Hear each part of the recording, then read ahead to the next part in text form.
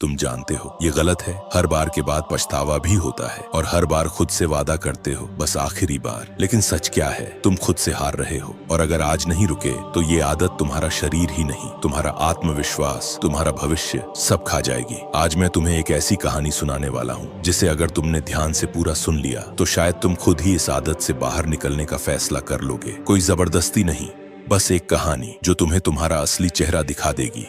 क्या आपने कभी सोचा है कि हम जिस लड़के को देखते हैं, जिसकी आंखों में थकावट है, बाल गिर रहे हैं, चेहरे की चमक गायब हो चुकी है, वह लड़का हर डॉक्टर, हर वैद्य के पास गया लेकिन कोई भी उसकी असली बीमारी को पकड़ नहीं पाया, क्योंकि बीमारी शरीर में नहीं थी, बीमारी उसके चरित्र में थी, उसकी गंदी लत में थी जो उसे रोज खोखला कर रही थी। लेकिन जब उसे एक अखंड ब्रह्मचारी साधु मिले तो उन्होंने सिर्फ एक उदाहरण से उसकी आंखें खोल दी। एक ऐसा उदाहरण जो हर युवा को जानना चाहिए। अगर आप युवा हैं, अगर आप चाहते हैं कि आपकी ऊर्जा बर्बाद न हो, अगर आप भी अंदर ही अंदर थकान, चिंता, डर और कमजोरी महसूस करते हैं तो यह वीडियो आपके लिए है। और मेरा वादा है, अगर आपने इस कहानी को दिल से सुना तो कुछ न कुछ आपकी सोच में जरूर बदलेगा। अब चलिए शुरू करते हैं एक ऐसे सफर पर जहां एक गलती से सीखकर एक लड़के ने फिर से अपने जीवन को बचा लिया।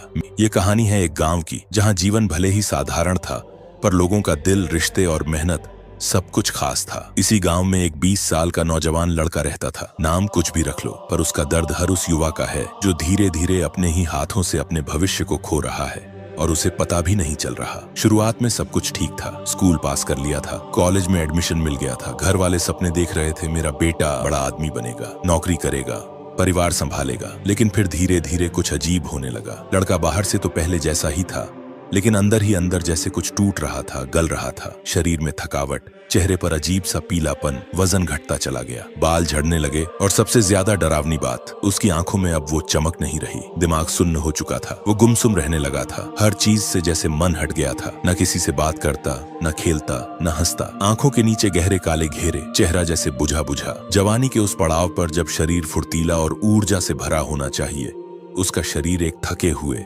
बीमार बूढ़े जैसा हो गया था। घर वाले परेशान, माँ रोज माथा सहलाती और पूछती, बेटा तू इतना थका थका क्यों रहता है, कुछ परेशानी है क्या? लेकिन बेटा सिर्फ मुस्कुरा देता, नहीं माँ सब ठीक है। पिता ने जब देखा कि अब बात हाथ से निकल रही है तो वह उसे गांव के सबसे बड़े वैद्य के पास ले गए। गांव के उस वैद्य ने नाड़ी देखी, आंखें देखी, जीभ देखी, फिर धीरे से बोले, इसके शरीर में भारी मात्रा में प्रोटीन और विटामिन की कमी है, शरीर अंदर से खोखला हो रहा है, कुछ दवाइयां देता हूँ, इन्हें लो और खान पान सुधारो। वैद्य ने प्रोटीन पाउडर दिए, कुछ टॉनिक लिखे और सलाह दी, अच्छा खाना खिलाओ, दूध, फल, ड्राई फ्रूट्स दो, 2 महीने में ठीक हो जाएगा। पिता को थोड़ी राहत मिली, चलो कुछ तो समाधान निकला। लेकिन हफ्ते बीत गए, दवाइयां चलती रहीं, घर का पूरा खाना अब उसी के लिए बनता, लेकिन कुछ भी नहीं बदला। न वजन बढ़ा, न चेहरे की चमक लौटी, न आंखों की थकान कम हुई। अब तो दिन पर दिन हालत और भी बिगड़ने लगी। वो अब सुबह भी मुश्किल से उठता था, दिन भर बिस्तर में लेटा रहता था, कोई बात करता तो चिढ़ जाता था। माँ पिता दोनों डर गए थे, क्या हो गया है मेरे बच्चे को? और अब पूरे गाँव में बात फैलने लगी, अरे वो फलां का लड़का देखा तुमने, 20 साल का है और हालत देखो,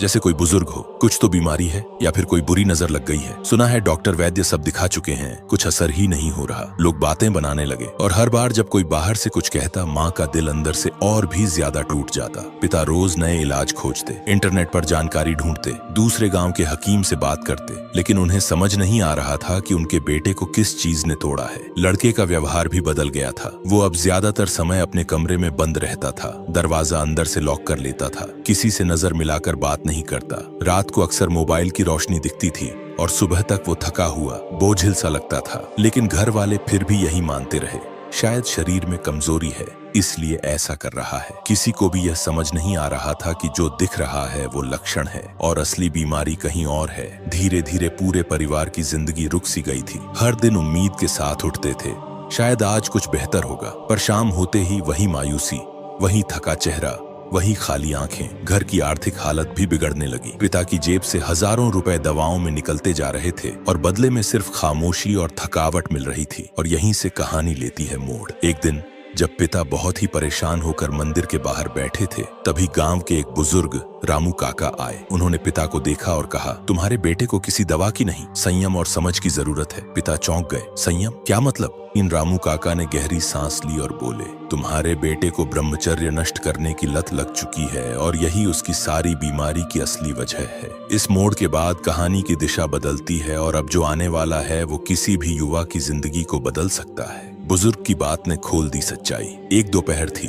गांव का मौसम शांत था। चारों ओर वही रोज जैसा माहौल था। कोई बैल चला रहा था, कोई खेत में पानी दे रहा था, तो कोई मंदिर के सामने चौपाल में बैठकर बात कर रहा था। लेकिन उस दिन गांव की चौपाल पर बैठे थे रामू काका, गांव के सबसे बुजुर्ग और अनुभवी व्यक्ति। सिर्फ उम्र ही नहीं, उनकी बातों में एक अलग ही गहराई थी। लोग उन्हें वैद्य नहीं, जीवन का ज्ञानी कहते थे। उस दिन जैसे ही रामू काका की नजर उस 20 साल के लड़के पर पड़ी जो अपने घर के बाहर चुपचाप बैठा हुआ उदासी से गेट की ओर ताक रहा था, काका की आंखें संजीदा हो गईं। उन्होंने गौर किया, उसकी आंखें अंदर धंसी हुई थीं, शरीर कमजोर, चाल में थकावट, न चेहरे पर रौनक न आत्मा में चमक। काका ने अपने जीवन में ऐसे कई चेहरे देखे थे। वो जानते थे ये सिर्फ शारीरिक कमजोरी नहीं है, ये अंदर से जल रहा है। आत्मा थकी हुई है। बातों से पहले संकेत समझते हैं ज्ञानी। रामू काका को समझने के लिए किसी टेस्ट या रिपोर्ट की जरूरत नहीं थी। उनके जीवन का अनुभव ही उनका सबसे बड़ा ज्ञान था। वो धीरे धीरे उठे और लड़के के पिता के पास जाकर बोले, भाई जरा बात करनी है, अकेले में चलो जरा। पिता परेशान थे ही,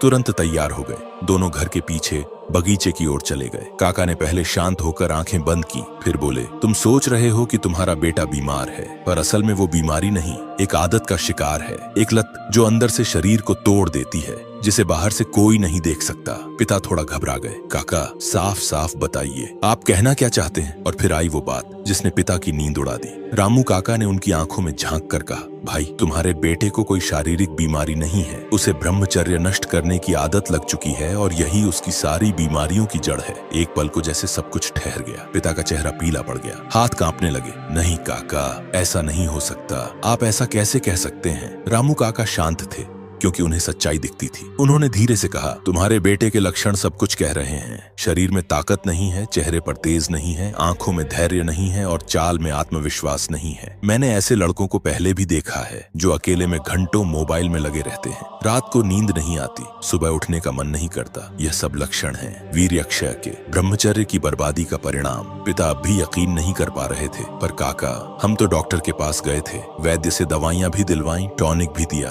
काका ने सिर हिलाया और कहा, बेटा शरीर को दवा से नहीं ऊर्जा से ठीक किया जाता है, और जब तक शरीर की सबसे मूलभूत ऊर्जा वीर्य नष्ट होती रहेगी तब तक कोई दवा काम नहीं करेगी। पिता की आंखें भर आईं। उन्होंने कांपती आवाज में पूछा, तो क्या अब कुछ किया नहीं जा सकता काका? काका बोले, हो सकता है, लेकिन वक्त ज्यादा नहीं है। अगर अभी इस आदत को नहीं रोका तो तुम उसे खो दोगे। बाहर से नहीं, अंदर से टूट जाएगा वो। तुम उसे किसी ऐसे साधु के पास ले जाओ जिसने अखंड ब्रह्मचर्य का पालन किया हो, जिसने वीर्य को संभालने की महिमा समझी हो। वही उसे रास्ता दिखा सकता है। ये कोई मामूली सलाह नहीं थी। काका की आंखों में अनुभव था और शब्दों में चेतावनी। पिता अब चुप थे। वो जैसे शर्म से नीचे देख रहे थे। उन्हें एहसास हो गया था, उनका बेटा सिर्फ बीमार नहीं है, वो खुद को नष्ट कर रहा है, और वो एक पिता होते हुए उसे बचा नहीं पाए। लेकिन यह कहानी यहीं खत्म नहीं होती। उस रात पिता सो नहीं सके। रात भर करवटें बदलते रहे। हर बार बेटे का चेहरा सामने आता, कमजोर, थका हुआ, बुझा हुआ, और हर बार रामू काका की बात गूंजती, अगर समय रहते इसे रोका नहीं तो तुम उसे खो दोगे। ये वही पल था जहां से कहानी पलटने वाली थी। पिता ने तय कर लिया, अब सच को झूठ के पीछे छुपने नहीं देंगे। अब बेटे से आंख मिलाकर बात होगी। अब पर्दा उठेगा और यहीं से अगले पार्ट की शुरुआत होती है, जहां पिता और बेटे के बीच पहली बार ब्रह्मचर्य की सच्चाई को लेकर टकराव होता है। पिता को हुआ शक और खुली पोल। उस दिन जब रामू काका से बातें करके पिता घर लौटे, उनके मन में एक अजीब सी बेचैनी थी, जैसे अंदर से हिल चुके हों। हर बार रामू काका की वही गंभीर बात उन्हें याद आ रही थी, अगर समय रहते इसे रोका नहीं तो तुम उसे खो दोगे। शक गहराने लगा। पिता दरवाजे पर पहुंचे तो देखा बेटा वहीं पुराने अंदाज में बैठा है, मोबाइल हाथ में, आंखें थकी हुई, चेहरा बेजान, शरीर में कोई तेज नहीं। पिता ने खुद को शांत रखा। वो उसके पास गए और सीधे बोले, बेटा एक बात पूछनी है, सच सच बताना, क्या तुम ब्रह्मचर्य का पालन नहीं कर रहे? बेटा जैसे सन्न रह गया। कुछ पल के लिए उसकी उंगलियां रुक गईं, उसकी आंखें बड़ी हो गईं। और माथे पर पसीना छलक गया। रक्षा में उठी दीवारें। पिताजी, ये आप कैसी बातें कर रहे हैं? पिता गंभीर थे। तुमसे कोई कुछ कहे इससे पहले मैं चाहता हूँ कि तुम खुद बताओ। बेटा थोड़ा चिढ़ गया। आपको ये बात किसने बताई? पिता बोले, रामू काका ने। उन्होंने तुम्हारे शरीर की हालत देखी और कहा कि यह किसी शारीरिक बीमारी की नहीं बल्कि अंदर से टूटने की निशानी है। बेटा झुंझुला गया। पिताजी, वो बूढ़े हो गए हैं, अब कुछ भी बोलते रहते हैं, आप उनकी बातों में क्यों आ रहे हैं? शब्द शांत थे लेकिन चेहरा सच्चाई उगल रहा था। पिता ने उस पर जोर नहीं डाला। वो चुप हो गए। लेकिन उस लड़के का चेहरा सब कुछ कह रहा था। उसकी घबराहट, उसकी बेचैनी और सवालों से बचने की कोशिश, सब कुछ एक ही बात की तरफ इशारा कर रहा था। हाँ, कुछ तो है जो वो छुपा रहा है। पिता उस दिन कुछ नहीं बोले, पर अंदर एक तूफान उठ रहा था। और फिर आई वो रात जिसने सारा पर्दा हटा दिया। रात के लगभग 11 बजे थे। घर में सब सो चुके थे लेकिन पिता की आंखों में नींद नहीं थी। वो उठे, धीरे से बेटे के कमरे की ओर बढ़े। दरवाजा आधा खुला था। कमरे में एक अजीब सी गंध थी, जैसे कोई पुरानी चीज सड़ रही हो या जैसे कोई गुप्त आदत कमरे की दीवारों में बस गई हो। उन्होंने धीरे से कमरे की लाइट जलाई। कमरा बिखरा हुआ था, किताबें, कपड़े, मोबाइल और फिर खुलने लगी परतें। पिता ने सबसे पहले अलमारी की दराज खोली। वहां कुछ नोटबुक थीं जिनमें अश्लील चित्र बने थे, कुछ पुराने मैगजीन जिन्हें ऐसे छुपाया गया था जैसे कोई जुर्म हो। फिर उन्होंने मोबाइल उठाया। पासवर्ड डालना पड़ा लेकिन पिता टेक्नोलॉजी से अनजान नहीं थे। उन्होंने पहले ही बेटे के पुराने पासवर्ड से कोशिश की, खुल गया। मोबाइल का सच कड़वा और खौफनाक। गैलरी में गए, कई फालतू वीडियो, कुछ छुपाए गए फोल्डर जिनमें अश्लील क्लिप्स थीं, यूट्यूब हिस्ट्री, ब्राउजर हिस्ट्री, सब में वही गंदगी थी। पिता को जैसे झटका सा लगा। उन्होंने मोबाइल नीचे रखा, दीवार के सहारे बैठ गए। उनकी आंखों से आंसू बह निकले। यह मेरा बेटा है, क्या यही संस्कार दिए थे मैंने? सच्चाई सामने थी, अब कोई शक नहीं बचा था। रामू काका सही थे। बेटा बर्बादी की राह पर चल पड़ा था, एक ऐसी राह जो इंसान की आत्मा को धीरे धीरे खा जाती है, जिसमें शरीर, मन और आत्मा तीनों खोखले हो जाते हैं। अगली सुबह एक नई शुरुआत की तैयारी। पिता ने अब तय कर लिया था, अब चुप नहीं रहना है। अब बेटे से बात होगी, सीधी, सच्ची और तीखी। उसे दिखाना होगा कि वह जिस रास्ते पर जा रहा है वह अंधेरे की ओर है, और अगर अभी नहीं रोका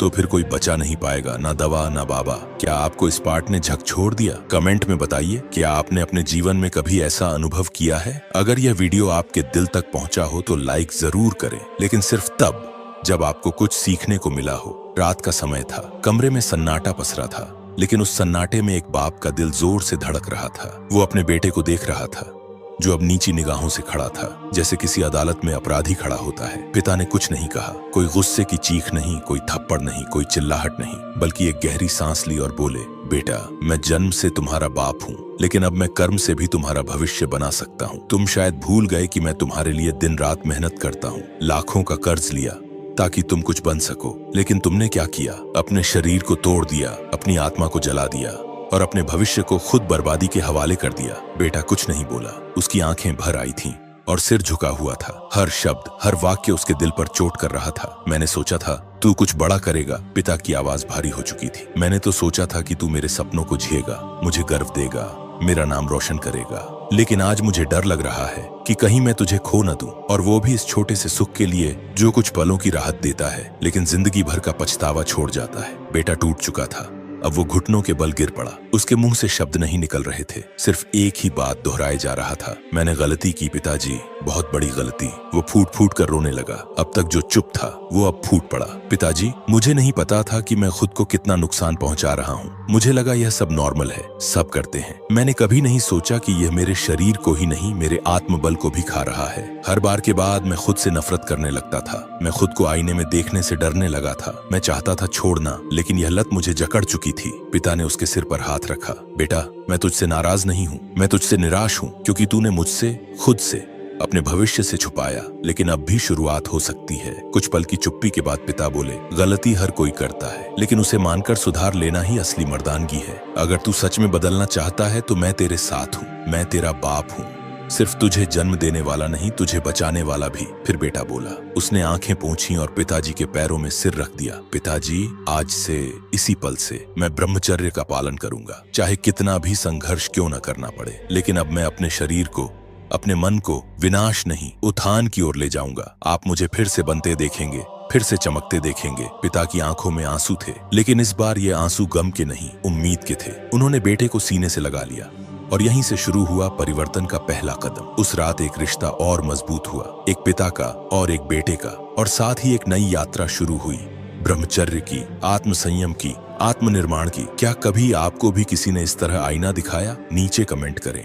क्या आपने भी कभी कोई ऐसी गलती की है जिसका एहसास आपको किसी अपने ने करवाया हो, लेकिन वादा अधूरा रहा? बेटे ने वादा तो किया था, दिल से किया था, लेकिन आदत जो वर्षों से शरीर और मन में बैठी थी, उसे तोड़ना इतना आसान नहीं था। शुरुआत के कुछ दिन बहुत अच्छे गए। एक हफ्ता, फिर एक महीना। बेटा सुबह उठकर पूजा करता, योग करता, ध्यान लगाता। पिता की आंखों में फिर उम्मीद जगने लगी थी, लेकिन धीरे धीरे पुरानी आदतें वापस आने लगी। पिता ने जब उसके चेहरे की हालत देखी तो सब कुछ समझ गए। पिता का दिल टूट गया। इतनी मेहनत की, इतनी भावनाएं दी, इतना विश्वास जताया, और फिर से वहीं। लेकिन इस बार वो सिर्फ दुखी नहीं थे, वो चिंतित थे। उन्हें समझ आ गया था, यह केवल इच्छा शक्ति की बात नहीं है, यह लत है, एक मानसिक बीमारी की तरह, जिसका इलाज साधारण समझाइश से नहीं होगा। और तब पिता दौड़े। पिता ने कोई देर नहीं की। वो तुरंत गांव के बाहर उस प्रसिद्ध साधु के पास पहुंचे, जिन्हें लोग अखंड ब्रह्मचारी बाबा कहते थे। सादगी से लिपटा जीवन, चेहरे पर शांति और आंखों में तप की ज्वाला। बाबा वर्षों से ब्रह्मचर्य का पालन कर रहे थे।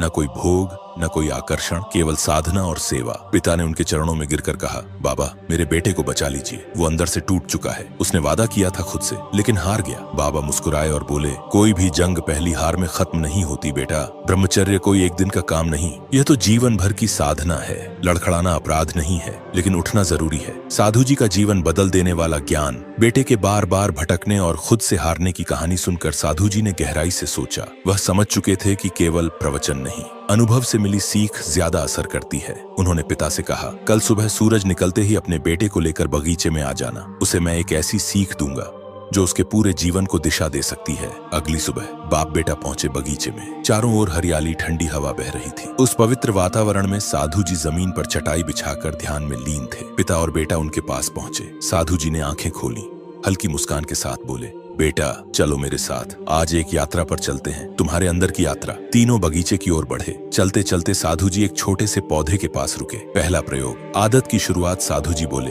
बेटा क्या तुम इस पौधे को उखाड़ सकते हो? बेटा मुस्कुराया, जी बाबा ये तो बहुत आसान है। उसने झुककर पौधे को जड़ से खींचा और चुटकियों में निकाल दिया। साधु बोले, बिल्कुल यही होती है कोई नई आदत। जब वह शुरुआत में होती है तो उसे बदलना आसान होता है, मन उसे तुरंत त्याग सकता है। बेटा ध्यान से सुन रहा था। दूसरा प्रयोग, जड़ें थोड़ी गहरी। थोड़ा आगे बढ़कर साधु जी ने 1 साल पुराना बड़ा पौधा दिखाया। अब इसे उखाड़ कर दिखाओ। बेटे ने कोशिश शुरू की। इस बार थोड़ी ताकत लगी, मिट्टी में हाथ गंदे हुए, लेकिन कड़ी मेहनत के बाद वो पौधा भी बाहर निकल आया। साधु बोले, अब यह एक पुरानी आदत बन चुकी थी, इसे हटाना इतना आसान नहीं था, लेकिन मेहनत और इरादे से संभव है। तीसरा प्रयोग, आदत का राक्षस। अब साधु जी बहुत आगे ले गए। उन्होंने एक पुराना और विशाल पेड़ दिखाया, जिसकी जड़ें जमीन के नीचे कई फुट तक थीं। बेटा अब इसे उखाड़ कर दिखाओ। बेटे ने दोनों हाथों से पकड़कर जोर लगाया, फिर पैर से जमीन खोदने की कोशिश की, फिर पेड़ को हिलाने की कोशिश, लेकिन पेड़ टस से मस नहीं हुआ। कुछ देर बाद वो थक गया। साधु मुस्कुराए, यही है वह आदत जो बरसों से तुम्हारे साथ है, जिसे तुमने खुद सींचा है, रोज मोबाइल से, अश्लील विचारों से और अकेले में खुद को धोखा देकर। गहरी सीख, आदतें कैसे बनती हैं। फिर साधु जी बोले, बेटा यह पेड़ एक दिन में इतना बड़ा नहीं हुआ, यह भी कभी बीज था, लेकिन उसे पानी मिला, धूप मिली, और हर दिन तुम्हारी लत ने इसे बड़ा किया। और अब जब तुम इसे हटाना चाहते हो तो यह तुम्हें नहीं हटाने देगा। बेटे की आंखें नम हो गईं। वो धीरे से बोला, तो बाबा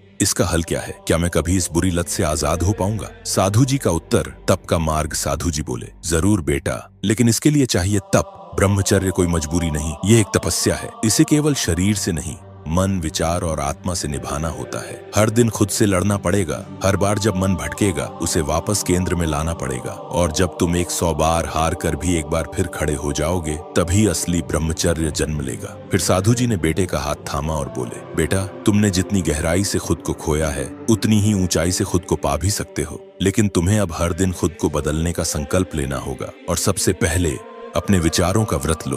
ब्रह्मचर्य शरीर से नहीं, सोच से शुरू होता है। बेटे की आंखों में नमी थी, लेकिन अब वहां शर्म नहीं, संकल्प था। अगर आपको भी लगता है कि यह सीख आपकी जिंदगी में बदलाव ला सकती, और अगर आपको लगता है कि ये बातें सिर्फ सुनने के लिए नहीं, जीने के लिए हैं, तो इस वीडियो को अपने किसी अपने तक जरूर पहुंचाइए। छोटे भाई, दोस्त या बेटे तक। कमेंट में लिखिए, मैं अपनी जड़ों को काटूंगा, क्योंकि जब तक जड़ नहीं कटेगी आदत बार बार उगती रहेगी। और अगर आप भी उस आदत के पेड़ से आजाद होना चाहते हैं तो चैनल को सब्सक्राइब कर लीजिए। यहाँ बात सिर्फ मोटिवेशन की नहीं होती, यहाँ बात होती है असली बदलाव की। वो पल बिल्कुल शांत था। बेटा जमीन पर बैठा था, आंखों से आंसू बह रहे थे, लेकिन इस बार ये आंसू कमजोरी के नहीं थे, ये आंसू समझ के थे, जागरूकता के थे। अब उसे साफ दिख रहा था, दुश्मन बाहर कहीं नहीं था, न समाज, न दोस्त, न मोबाइल। दुश्मन था उसकी अपनी आदतों के अंदर। हर बार जब उसने खुद को बहाना दिया, हर बार जब उसने कहा बस आज आखिरी बार, हर बार जब उसने शरीर को थोड़ी राहत दी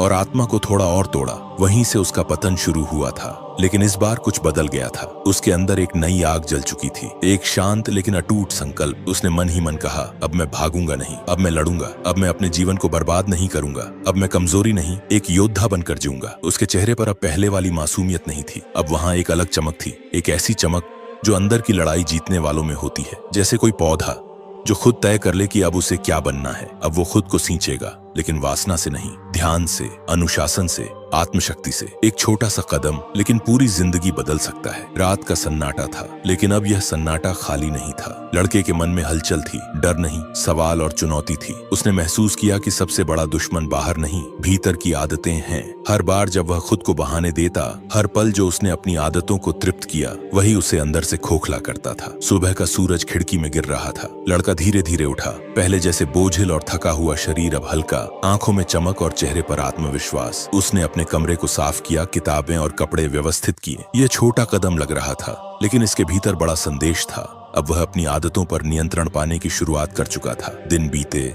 हफ्ता बीता, योग और ध्यान उसकी दिनचर्या बन गए। लेकिन सबसे बड़ी लड़ाई थी उसके मन के भीतर। मोबाइल, इंटरनेट, पुराने विचार सब आ रहे थे। हर बार जब बहकाव आता, वह अपनी सांस और साधु जी की सीख याद करता। तुम ब्रह्मचर्य के योद्धा हो, गिरो तो फिर उठो। एक महीने में बदलाव साफ नजर आने लगा। शरीर मजबूत हुआ, चेहरे पर ऊर्जा लौट आई। लेकिन असली जीत थी, उसने अपने भीतर की बुरी आदतों को पहचान कर उन्हें नियंत्रित करना सीख लिया। पिता ने देखा, रामू काका और साधु जी की चेतावनी रंग लाई। लड़का अब सिर्फ वचन नहीं, संकल्प में जी रहा था। एक दिन उसने पिता से कहा, पिताजी, अब मैं सिर्फ अपने लिए नहीं, अपने जीवन और आत्मा के लिए जीऊंगा। मेरी आदतें अब मेरी जिंदगी को नहीं नियंत्रित करेंगी। पिता की आंखों में गर्व और राहत थी। उन्होंने महसूस किया, बेटा केवल बदलाव नहीं कर रहा, उसने अपने जीवन की दिशा स्वयं चुनी है। अगले महीनों में लड़के ने अपनी दिनचर्या और संयम को और गहरा किया। उसने जाना, ब्रह्मचर्य केवल शरीर की बात नहीं, यह मानसिक अनुशासन और आत्म नियंत्रण की कला है। वह अब दोस्तों और छोटे भाई को भी यह समझाने लगा कि असली शक्ति भीतर की लड़ाई में है। और यही वह पल था